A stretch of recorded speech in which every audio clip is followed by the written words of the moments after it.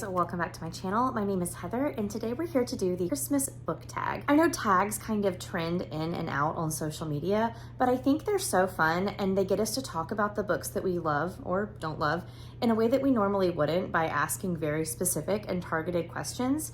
So I was tagged to do this video by Brittany over at Books with Brittany. She makes some of my absolute favorite book content on the internet, both on Instagram and YouTube. So please go check her out. I also tagged all of the kind of originators of this tag that she mentioned on Instagram. So they're tagged below so that you can check them out and go follow them for more Christmassy bookish content. I know I did, and I'm just excited to jump into this video. Now, Brittany said she wanted everybody to wear Christmas pajamas, but I have one pair of Christmas pajamas and they're in the wash right now, but I am wearing my favorite Christmas sweater. It says "Be Kind." I'm gonna wear it to work tomorrow, so perfect opportunity to get it out. But without further ado, let's go ahead and get started talking about some of these books. They're not Christmas books per se, but they're prompted by Christmas prompts. You understand? You feel me? Okay, good. You wanna come here? I've got my elf with me. And Zelda says that she is also ready to start talking about Christmas. The first prompt is Toasted Marshmallow, and this is a book that makes you feel all gooey. I've got two answers to this question in different genres, which is so fun. The first one is no surprise to anybody. Yours Truly by Abby Jimenez. This book just had like the sweetest, most wholesome relationship and depicted anxiety in such an honest way, and seeing the way that the female main character dealt with the male main character's anxiety really did melt my heart. So I can't think of a better answer for gooey than this book. But also, I recently read The Spell Shop by Sarah Beth Durst, and this book definitely made me feel all kinds of gooey on the inside. It was so sweet.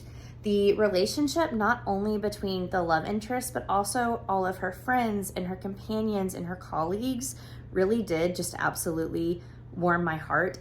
And not to mention, there is so much mention of baking and jam and just all of the things that add coziness to our life that I could not mention The Spell Shop. The next prompt is Snow, and this is a white cover on your TBR. Again, I've got two answers for this.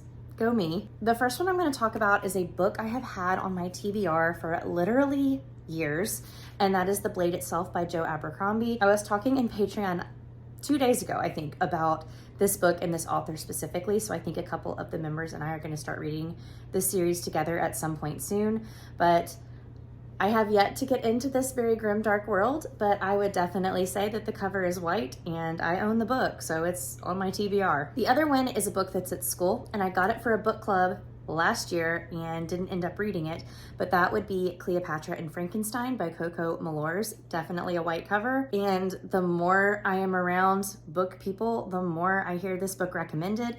People in book club loved it, people on the internet loved it. Clearly people on Goodreads loved it because Coco Malors was, you know, a nominee this year, so I definitely need to get to her literary fiction very soon in the future. Next up, we have Hot Chocolate, which is a spicy romance. And this has got to go to one of my favorite romances I read this year, and that is Wild Love by Elsie Silver. The chemistry between the two main characters, immaculate. And I'm just gonna go ahead and say it, the spice was spicing in this book, and that is typical of Elsie Silver. But I mean, I was reading this book backstage during the run of my show, and I kind of had to like hide, I had to hide the screen from those around me. I was like, you cannot read this. But yeah, I highly recommend. I highly recommend. Warm Blanket is a book that you will always recommend to somebody, and my go-to book recommendation is Remarkably Bright Creatures by Shelby Van Pelt. I listened to this on audio at the start of the year, I think 2 years ago.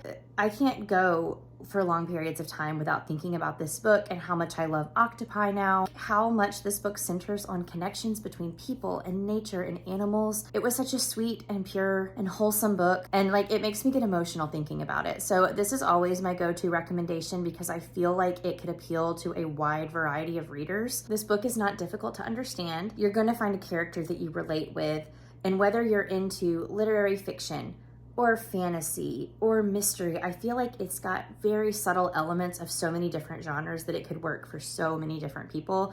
So yes, this is definitely a recommendation that I am giving to you and the world. Go read it. Next we have Candles Lit, and this is a male main character and female main character with undeniable chemistry. My answer to this has to go to Tisana and Max from the War of Lost Hearts trilogy. Granted, I've only read book number 1, but I'm guessing the love interest doesn't change. If it does, my heart might break, literally. But this book, the chemistry between the two is so good, and they go through so many different stages of like tropey romance, because they start out as like almost enemies, and then they become reluctant friends, and then it leads into like a pure friendship, and then into a relationship. And I loved everything about it. I loved the way that they watched out for each other and took care of each other. And I don't know, I get like giddy thinking about them. I can't wait to finish this series because Max and Tisana are just, they're just, you know that feeling? That's the feeling. I'm trying to show the cover because, there we go. Isn't she stunning? She's stunning. The next prompt is by the fire. You can tell I'm by my fireplace right now. And this is a fantasy book that is burned into your mind. I read this series in 2020, and that's the Mistborn trilogy. My best friend is borrowing book 1, so this is book 2. But I said I couldn't go for long periods of time without thinking of Remarkably Bright Creatures. I don't think I can go a week without thinking of Mistborn and what it did to alter the chemistry of my brain. I love this series so much. I love every single character that exists in this world.